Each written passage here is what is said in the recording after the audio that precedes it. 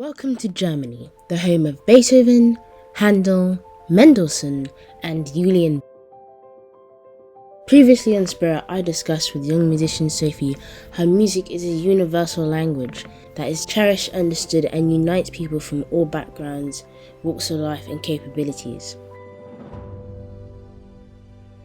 Despite this, not only music has these attributes, and I'm here to discover why music in particular is important to young people and whether our world could thrive without it. Yeah, hello everyone. My name is Julian Becker. I am a pianist, an organist, and a composer. I am 15 years old and I am from Hanover, which is a city in the north of Germany. So, Julian, how long have you been playing the organ and then piano? So I have been playing the piano for almost 12 years now. Wow.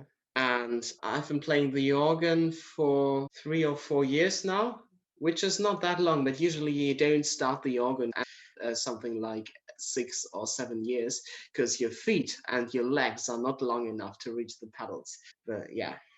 And what is it in particular about the piano and the organ that you like compared to the other instruments? Because I mean, you could have played anything. So, what is it about those two? So basically, I like every instrument well played, but I really like the music by Johann Sebastian Bach. And Bach wrote a lot of organ works and also a lot of piano works. And also, the organ is a very colorful instrument, and there are also so many different types of organs. So, if I compare a French romantic organ with a German Baroque organ and those two with a modern English organ or whatever, that's so different that all of them are can be so nice, and that's something great about the organ. And the piano, yeah, I mean, it's also a key instrument, and the piano is also a very colorful instrument, like almost every instrument. But for me, actually, not really the instrument does matter, but the music itself and what I make with it. Right. So, is there a specific genre of music you like most then? Well, my favorite composer is, as I said, Johann Sebastian Bach, because I think these works are just so universal. But I actually like almost all styles from 1500 or even before to 2021. So, I mean, I'm a composer too, and I also really like contemporary music and also avant-garde from the 20th century. I'm a big fan of Karl-Heinz Stockhausen, of Messiaen, but also of these romantic composers, Brahms and Max Reger, of César Franck, and all these guys.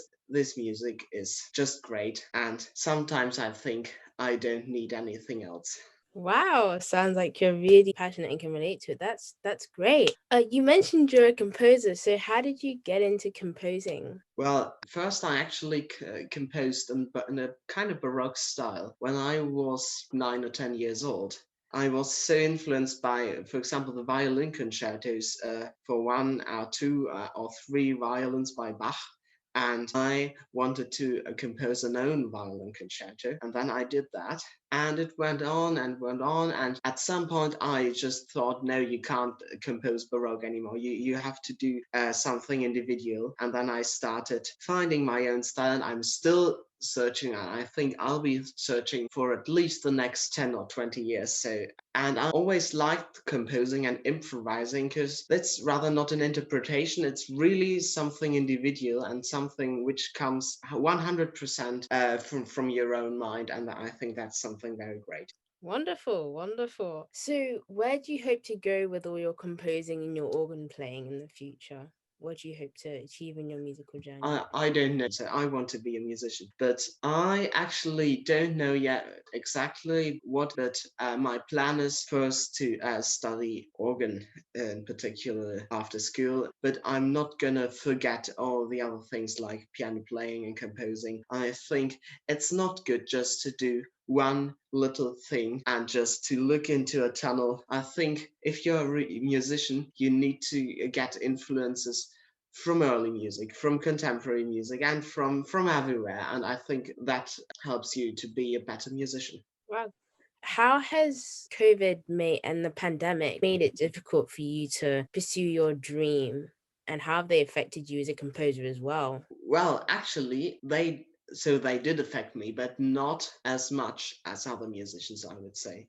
Because I think something is really missing, and those are the concerts, the many concerts. And I love to go to concerts and I love to play concerts. And well, I had one concert in December, for example, but if I compare that with the past, I had like so many more concerts, and that's sad. And I think concerts and also, or maybe competition, even competitions are a very important experience for me, and yeah, that's missing. But also I think COVID gives me, or also other musicians, a chance, and this chance is to have time to complete repertoire, to get new ideas, and to spend all your time on your progress and not on this concert and this concert and this concert. You can do bigger projects, for example, and you can learn a very big piece for which you probably wouldn't have time if you would have like 2 concerts a month. So I think that's a chance every musician should use. That's also really interesting because when I've interviewed other musicians, mentioned we've got this other opportunity out of it. So that's quite an interesting perspective you've shared. Well, I think COVID is there, and I think it will hopefully go soon, but we don't know. And we need to do something. We need to cope with it at the moment. I think it is difficult, but the solution cannot be that I just stay at home and I don't practice and so on. I didn't mean that I instead of staying home I go to a party. Don't get me wrong, but I, I just meant not to close the door of my own room and just to do nothing until COVID is gone. Very true. So, how did you find the difference between going to school in Germany and music school in England? Were there many differences or were they Yeah, small? there were. So there's a big cultural difference. In England, our boarding schools have a huge tradition, and them in Germany they don't. Almost everyone goes to a school near his home, so to a normal day school. And also, we start at 8 o'clock in the morning, and we finish the at lunchtime or early afternoon. Whereas in England, you start later and you finish at late afternoon. The organization is a bit different. So if you have higher musical ambitions in England, you go to one of the music specialist schools in the UK, and their school and music is actually combined. In Germany, you wouldn't do that because we don't have those kind of music schools. If you have high musical ambitions in Germany, you would usually visit school like everyone else does. So you would go to a normal school, and after school or at the weekend you would go. So if you have really high ambitions, you could apply for a conservatoire, and then you would get lessons in a conservatoire, and also practicing possibilities. Yeah, and this is called young study, and I think many of our conservatoires offer that, or maybe all of them. Yeah, it's like studying while still going to school. Okay, I must admit that sounds very cool. I think my final question for you then is what advice do you have for upcoming organists or composers or pianists, especially during these pandemic times?